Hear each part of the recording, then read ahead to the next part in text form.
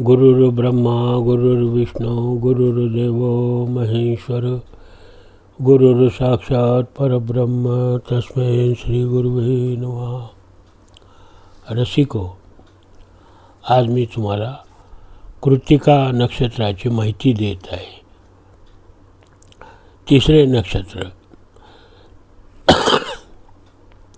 26° ते 40° 30° मेष राशीपर्यंत। राशी स्वामी मंगळ। डोळे, मेंदू, डोळ्याच्या बुबुळावरील पडदा, खूप ताण येणे, मलेरिया, प्लेग, देवी, मेंदूत ताप चढणे, डोक्याला मार लागणे, अपघात होणे, स्फोटात बळी, फोड फुटकुळ्या भाजणे, विस्मृती। साधारणपणे धष्टपुष्ट शरीर, सुदृढ शरीर, उच्चाभिलाषी, आधार देणारा, नेहमी प्रगतशील, युद्धकलेत निपुण, नेतृत्वाची आवड, अधिकार गाजवणारे व्यक्तिमत्व, तर्क करण्यात कुशल, भरपूर आहार करणारा, स्पर्धाशी संबंधित, परस्त्रीविषयी पुरुषाला आसक्ती, चंचल आणि प्रखर व्यक्तिमत्व, सिद्ध कायद्याचे पालन करणारा, इमारत निर्मिती, वडिलोपार्जित संपत्ती मिळवणारा, उतावीळ, निर्भय, सट्टा किंवा जुगाराची आवड असणारा, सैनिक, सेना, पोलीस, तेल किंवा हत्यारे शस्त्राचा उद्योग, चिकित्सा कार्य, ऑपरेशन, नौसेना। जर चंद्राच्या प्रभावात जन्म झाला असेल तर सुरक्षा विभाग, प्रवास, त्यागपत्र किंवा सेवानिवृत्ती विभाग, रसायन निर्मिती, विस्फोटके, फटाके, काडीपेटी, लोखंड, स्टील, पितळी भांडी, युद्धसामुग्री, पांढऱ्या फुलाची आवड, व्याकरणाचार्य, पादरी, पंडित, अग्निहोत्री, ब्राह्मण, ज्योतिषी, कुंभार, न्हावी। या नक्षत्राची वैशिष्ट्ये। या नक्षत्रात जन्मलेल्या व्यक्ती बहुधा विद्याभिलाषी, प्राण्याची आवड असणाऱ्या, भोगप्रिया, चंचल असतात असे मानले जाते।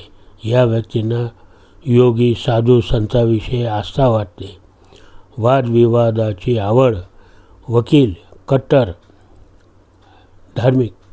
जर या राशीत जन्माला आलेल्या व्यक्तीला रवीची महादशा, मंगळाचा प्रभाव किंवा मंगळाची महादशा आणि रवीचा प्रभाव चालू असेल तर जन्मकुंडलीतील ग्रहाच्या स्थानानुसार फलप्राप्ती होते। रविचंद्र या नक्षत्रावरून भ्रमण करतात तेव्हासुद्धा त्या व्यक्तीच्या जन्मकुंडलीतील स्थानानुसार फलप्राप्ती होते। रवी या नक्षत्रात सुमारे 3.25 दिवस म्हणजेच वैशाखातील शेवटच्या 3-4 दिवसातच असतो। या नक्षत्रात चंद्र दर 27व्या दिवशी 6 तास असतो। कृत्तिका नक्षत्र द्वितीय, तृतीय आणि चतुर्थ चरण।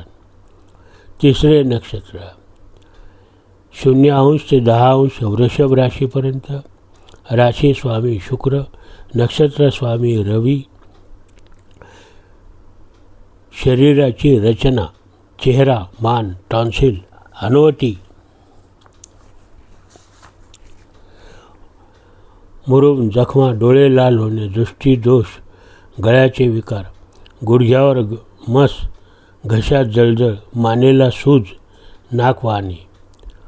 मित्र खूप असावेत असे वाटणारा, सामाजिक कार्यात रस, आतिथ्यशील, सहानुभूती हवीशी वाटणारा, आराम आणि विलासप्रिय, उदार हृदयी, प्रेमळ, आनंदी, प्रभावशाली व्यक्तिमत्व, रचनात्मक कार्यात गुंतणारा, फलदायी कार्य करणारा, शांततेत कार्य करण्याची आवड असणारा, जुगार, सट्टा याची आवड, लोकप्रिय, संपन्न जीवन असणारा, सरकारकडून फायदा मिळवणारा, राज्य कर्मचारी वर्गाचा मित्र।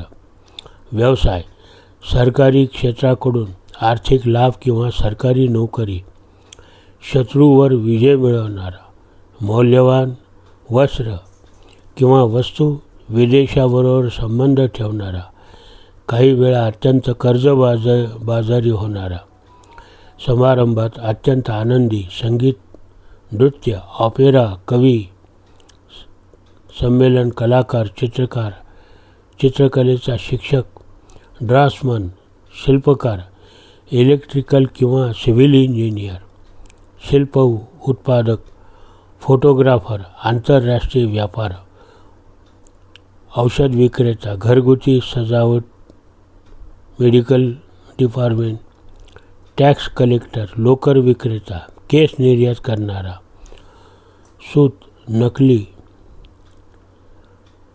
गुप्तरोग चिकित्सक. या नक्षत्राची वैशिष्ट्ये.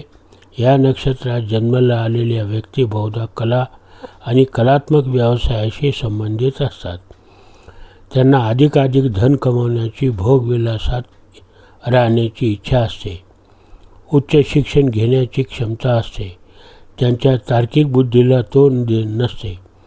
पण भिन्न लिंगीयाकडून त्यांना निराशाच वाटायला येते. अभिनय, नाट्यक्षेत्र, TV तसेच राजकारण या क्षेत्रातून त्यांचा उदय होतो. रवी पापस्थानात असेल तर तो जेव्हा नक्षत्रावरून भ्रमण करतो त्यावेळी त्या व्यक्तीला त्यांच्या वडिलाकडून किंवा राजाकडून त्रास होतो. त्यांच्यावर टीका होते. रवी या नक्षत्रात ज्येष्ठाचे सुरुवातीचे 10 दिवस असतो. 13 मे ते 21 मेच्या दरम्यान या नक्षत्रावरून रवी किंवा शुक्र भ्रमण करतात. त्यावेळी जन्मकुंडलीतील त्यांच्या स्थानानुसार फलप्राप्ती होते. दरवर्षी रवी या नक्षत्रात 10 दिवस असतो, तर चंद्र दर 27 दिवसांनी 20 तास या नक्षत्रात असतो. नारायण.